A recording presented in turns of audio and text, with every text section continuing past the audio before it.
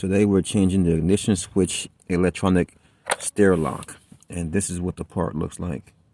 This is the 2.5 motor, 4-cylinder. You may notice the old part looks a little bit different from the new part. That's probably just a change in the aftermarket, but it should work. Make sure to disconnect the negative battery terminal. Come in here, you get this little panel off right here. Once that cover is removed, you'll expose that Phillips head screw that needs to be removed right there. Let's go ahead and remove that. There's a piece on the corner here where you just pull this tab out and you can remove it by pulling out these clips.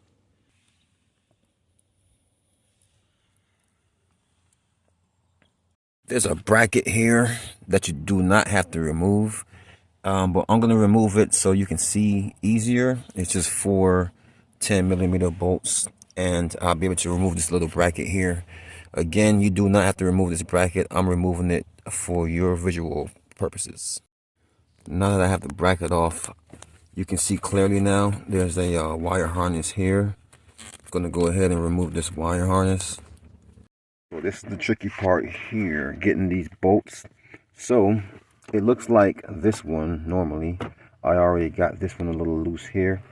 Basically, you can't grip them with anything, but you can come in with a either a flathead or a punch, and you can hit these on the side while they're in, just like this one.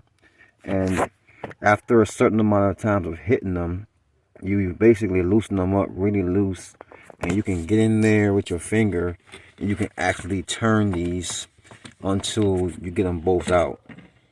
Don't be afraid to hit them. I was able to come in with the flathead at an angle just like that, and I was able to hit it with the hammer, knock it free, and then get in there and turn it loose. Grab your new part, set it up in there. Now I'm getting the bolts screwed in by hand. I'm going to screw them all the way down just by hand until they can't go no more. Then we can come and plug our harness in. And the part is officially changed. Now it's just time to get everything back on. Start with this bracket that I took down. It's just 4 10mm bolts. Now we can take this panel and set it back up.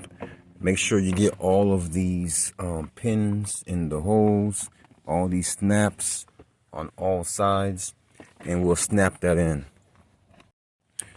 All right, once you get that all snapped in, grab your corner piece here and snap those back in.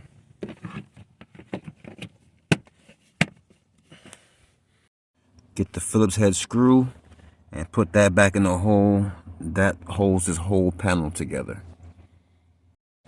Now we can go ahead and put your cover back on for your fuses. Now that we're done, we just got to reconnect the negative battery terminal. See if it starts up.